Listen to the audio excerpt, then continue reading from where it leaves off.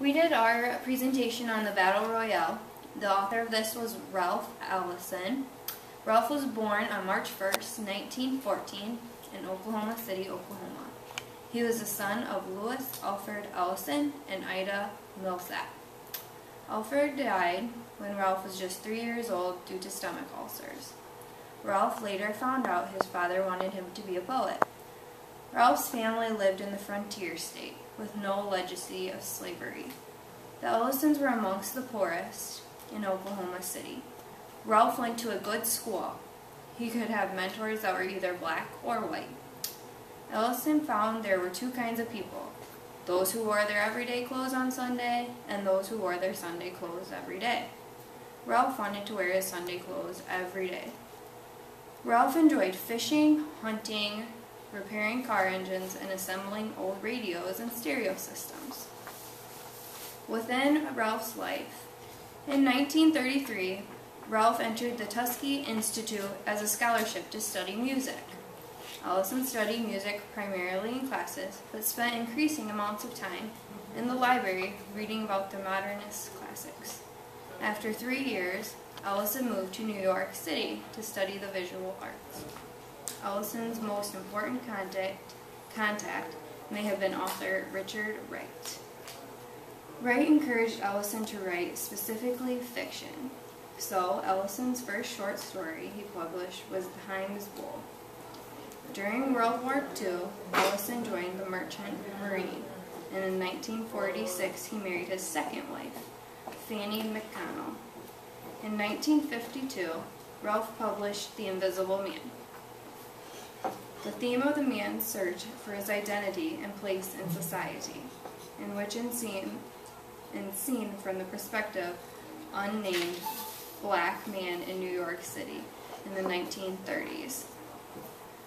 Notable references included African American folk tales, songs, and blue jazz and black traditions.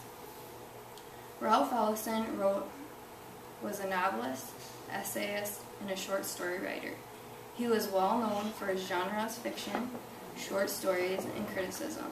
Ellison felt his task as a writer was about the unity of the American experience beyond all considerations of class, of race, or of religion. In 1955, Ellison went to Europe to travel and lecture. He later settled in Rome, Italy. This is where he met Robert Penn Warren, a writer as well. The two became very close friends. In 1967, Ellison experienced a house fire in his home in Massachusetts. This fire claimed more than 300 pages of his second novel. The manuscript was a complete loss. In 1969, he received the Presidential Medal of Freedom. In 1975, Ellison was elected into the American Academy of Arts and Letters in his hometown, Oklahoma City. In Oklahoma City, they dedicated him with the Ralph Waldo Ellison Library. Ralph Ellison taught at several colleges. One was the Bard College, Rutgers College of Chicago, and the New York City University. Ralph died on April 16, 1994 of pancreatic cancer, and he was buried in the Trinity Church Cemetery in Washington Heights. His wife, Fanny Ellison, died on November 19, 2005. After Ellison's death, more manuscripts were discovered in his home.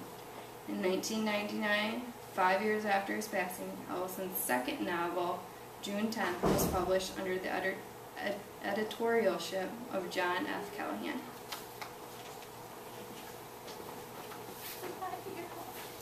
I'm going to explain the synopsis of the Battle Royale. A young African American man wants to make a better life for himself and African Americans. When the grandfather was on his deathbed, he told the young man that he should keep fighting for what he believes in. Soon after his graduation, he was asked to make a speech at a community gathering in front of the town's most important white men. Before he gives his speech, he participates in the Battle Royale with his classmates. The Battle Royale is entertainment for white men. The African American men are blindfolded and are told to fight one another to see who wins. After the physical exhaustion, the two men left in the ring are Tatlock and the young man.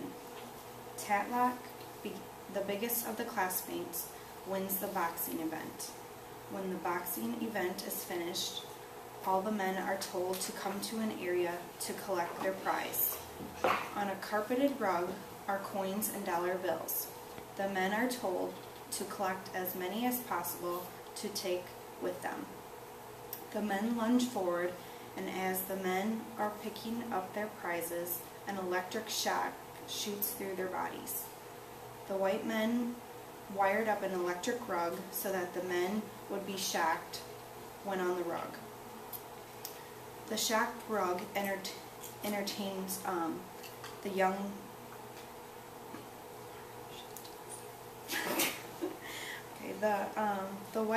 the wired rug shocking the men was very entertaining for the white men. After the rug entertainment, the young man gives his speech. The young man did his best, and after the speech, the superintendent hands the young man a briefcase with a scholarship inside for him to attend the State College for Negroes. The young man and his family are so happy for his accomplishment. An important message from the story was when the grandfather spoke for the last time to his family. "Son, after I'm gone, I want you to keep up the good fight. I never told you, but our life is a war, and I have been a traitor all my born days, a spy in the enemy's country. Ever since I gave up my gun back in the Reconstruction, live with your head in the lion's mouth. I want you to overcome them with yeses, undermine them with grins, till they vomit or bust open." The grandfather is telling his family that they need to start making a change so that they will be treated with respect and equality as the whites.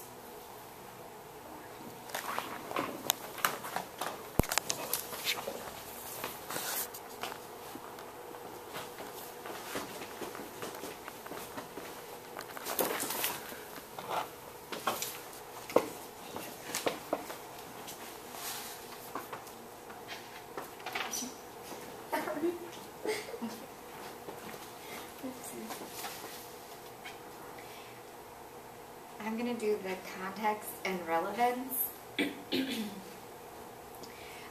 Battle Royale.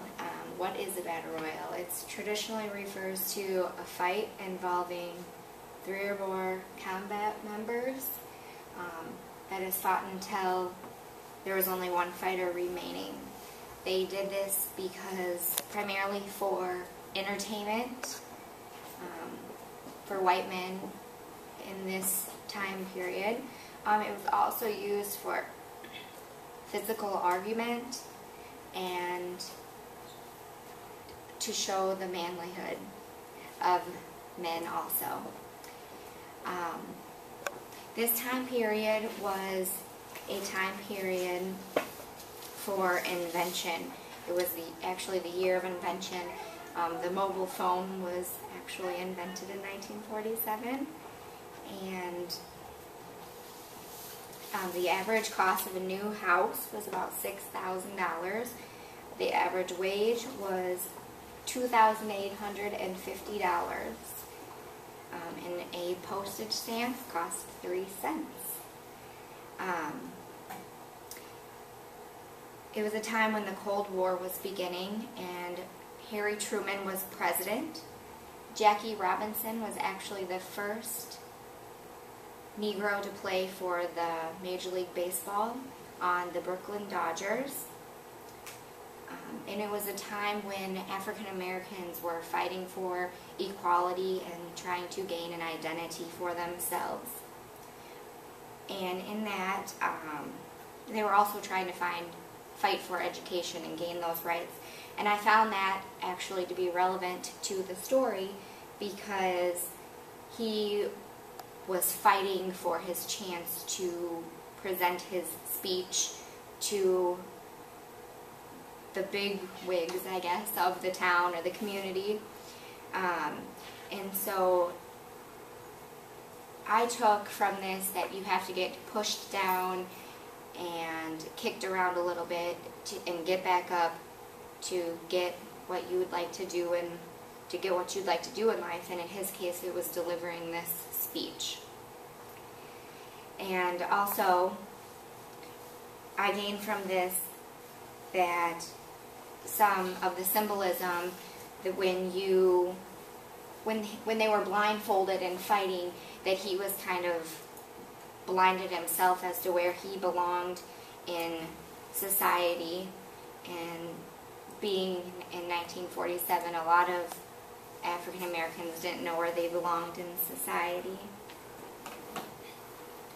And so the relevance of the story in today is that, you know, you kind of have to fight for what you want, even if you're blinded in the beginning, and it will all turn out, and you should have you should get what you fought for.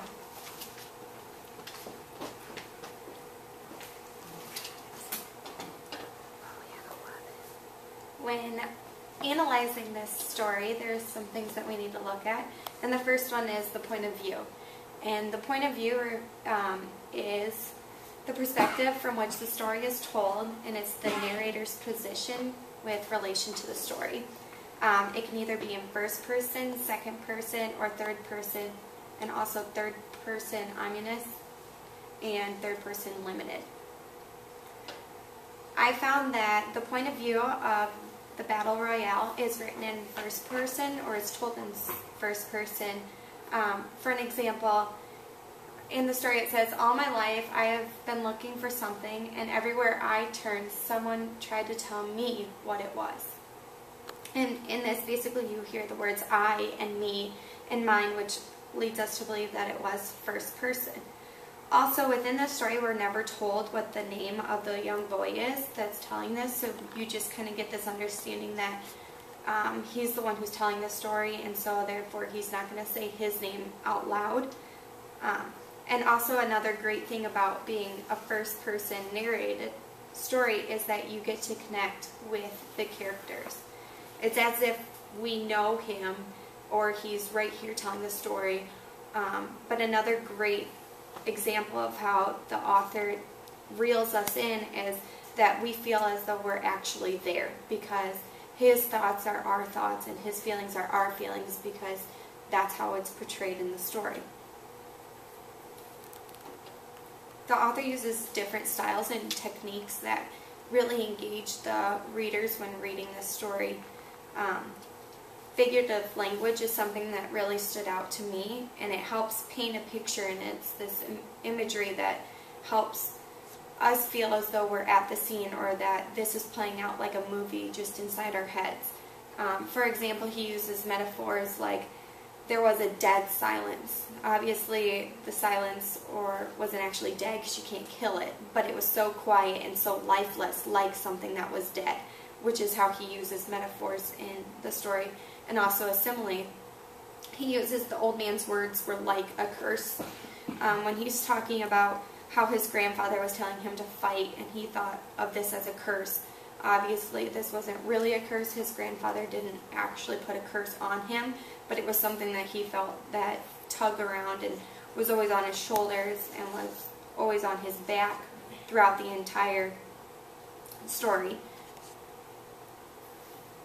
Also, if we look and analyze the story of the character, you can see that this character is the narrator, the first person point of view, that we never really truly know that what his name is. We just know that he's a young African American boy who is seeking an education, and he's in this bad sense, and he is actually the protagonist, which is the story's main character. This whole story revolves around him. He's the one that has the conflicts, and we have his insights, and we have this, so ultimately he is the main character. And also, he is a round character, which means that his personality or himself as a character is, it develops, or it changed by some sort of obstacle, or the conflict is usually something that would change his personality. And you can see a change in him from becoming like almost like a man, that he knows these are things that he wants, and he knows that he has to stand up for what he believes in. And so obviously you can tell within the analysis of the story that it's not just emotion seeking or evoking, that this was all intended by the author. He had very distinct and ways that he wanted this story to be told, and those were different techniques that he used.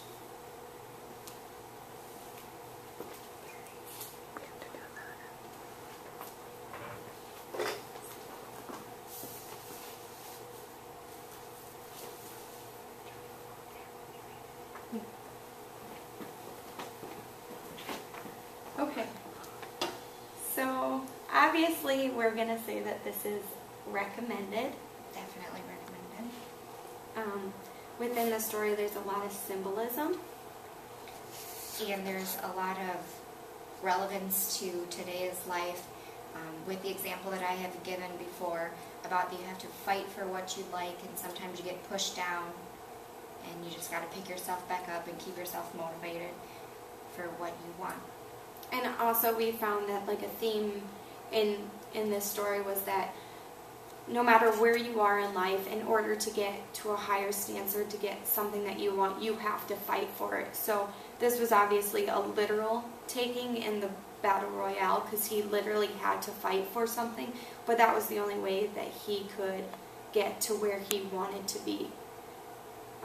And obviously during the time of this writing, Ellison was introduced with the African Americans, and they were fighting for their place in society, and they wanted these equal opportunities, and they wanted this individualism because they wanted to be treated just like everybody else. So in this story you can see that the blacks are obviously, or the African Americans are seen as lower and degrading because they're a form of entertainment, and the white people are using them as tools to seek this entertainment.